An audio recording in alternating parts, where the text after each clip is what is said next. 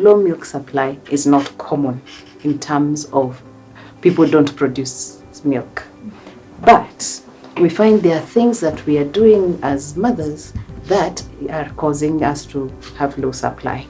For example, if the baby is poorly attached to the breast, poorly positioned, poorly attached, this baby will not be able to empty the breast. If the breast is not emptied, then you will not produce more milk, and the cycle will continue.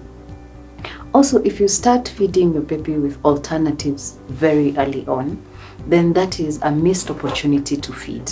Every time you miss an opportunity to feed, what you're telling your body is, you do not need to produce more, basically.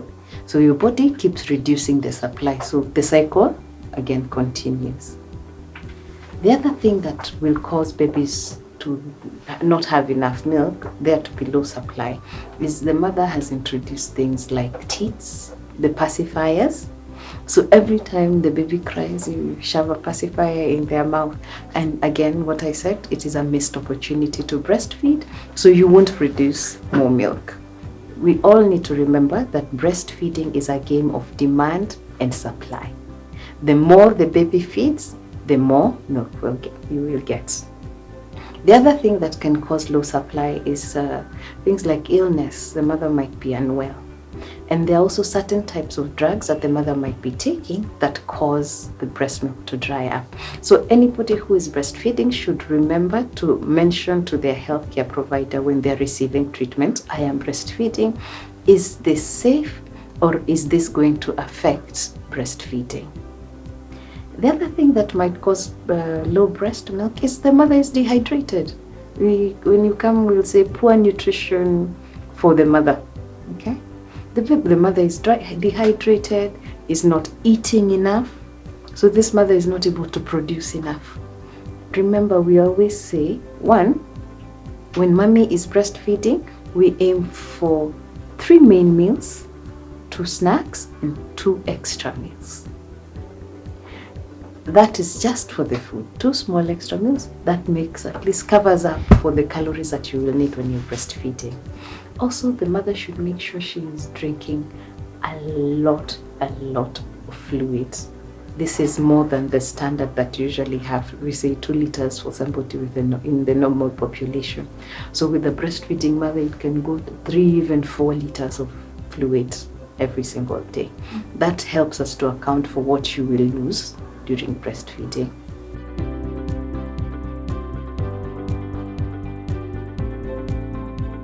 Number 1, when you feel that you cannot produce enough milk for your child, come to the health facility. In our health facility, Kenyatta National Hospital, our healthcare providers, our nutritionists are trained in infant and young child nutrition, and they will be able to assess and tell you if you are producing enough milk, because there are signs that we can look out for as healthcare providers that will tell us the milk is enough. Also, in case the milk is not enough, you can be prescribed with a breast milk stimulator to help you produce more milk.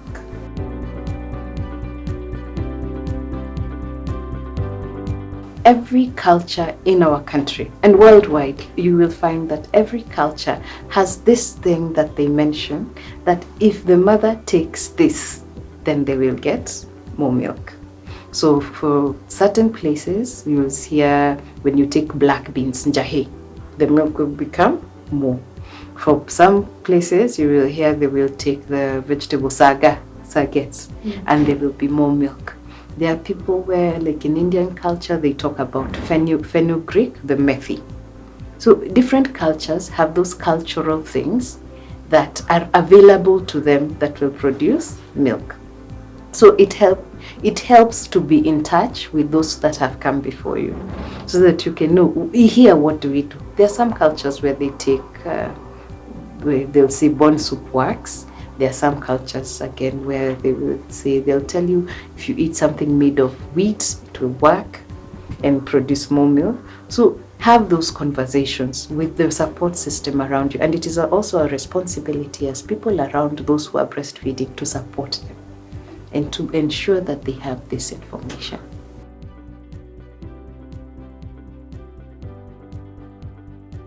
Oversupply of breast milk is not a very common problem. What usually happens is there are those mothers that are predisposed genetically and physiologically to produce more of the hormone that causes us to have breast milk. When they produce more of the hormone, they will produce more milk. Okay? To such mothers, we just encourage them to pump and store. They will need to, after they feed their baby, they will need also to store for later use, which will work well for them.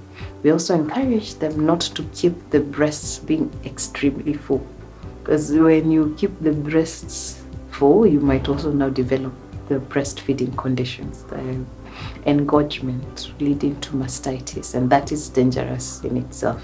So continue to encourage the mother to continue expressing, to continue feeding the baby, to continue pumping. When you are experiencing oversupply and you feel that it is affecting the quality of life, you are not able to do other things because your breasts are always full, then have a conversation with your healthcare provider so that you can come to the decision of what should be done to help with the oversupply together. A nursing strike is when the baby who was previously awesome at breastfeeding, they are lovely at breastfeeding, they are always excited to see the breast, suddenly your baby does not want to feed. Okay? It can be because of many issues. First of all, your baby is growing older and then they start getting distracted. So you're somewhere where you're breastfeeding them, there's loud TV, loud noises, bright lights. So they're distracted, they want to see everything. So they stop paying attention to the breast first. Also, it can be that the baby is unwell. A baby who is unwell has a stuffy nose, will not want to feed. Nobody wants to feed when they're stuffy. You want to breathe. Priorities, should I not? Yeah. Also, you find a baby is ill in terms of they're feeling weak. They're not as active as they should be.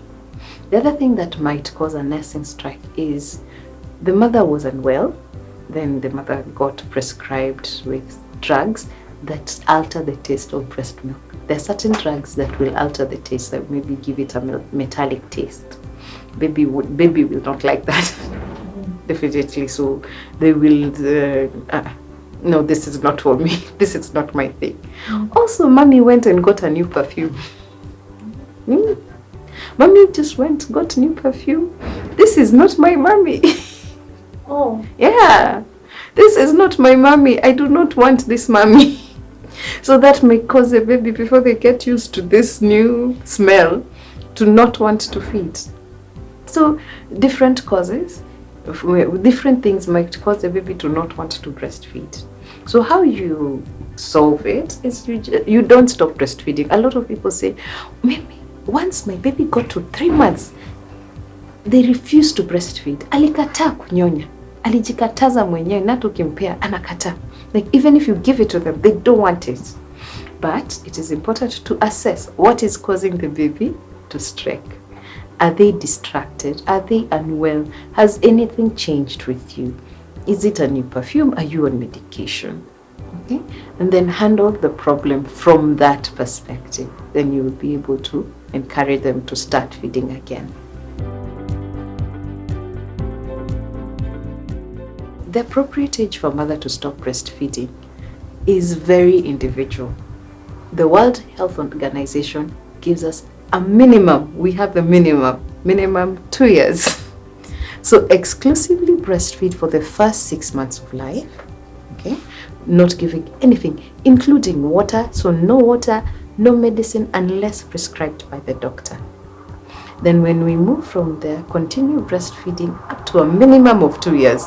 No maximum, and up to when you're comfortable. So your baby, it's okay that your baby comes from preschool and says, "Mommy, sit down, I want to breastfeed."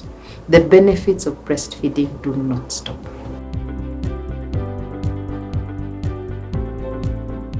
This baby, in case the mother is on certain kinds of treatments, for example, if a mother is on chemotherapy, the drugs that are used for chemotherapy may be toxic to the baby and they pass through to breast milk. So if the mother is on chemotherapy, they will not breastfeed. You find also mothers who are on treatment for thyroid conditions. So most of the drugs they're given contain iodine, and that also is toxic to the babies. So they are not going to breastfeed.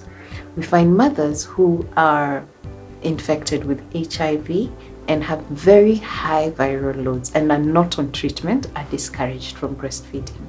Okay? Again, mothers who have an infection, for example, mastitis has happened on one breast, and there's an infection on one breast, then there is blood leaking, there is pus, then this is not a mother who should be feeding the baby from that particular breast. But if the other breast is fine, they can continue with the other breast. Okay? Also, we have mothers who are on certain types of medications. For example, antipsychotics will tend to leak into the breast milk. So we also discourage those mothers from breastfeeding. But then now that is extremely individual, and we will give those individual mothers the support that they require to tackle those conditions.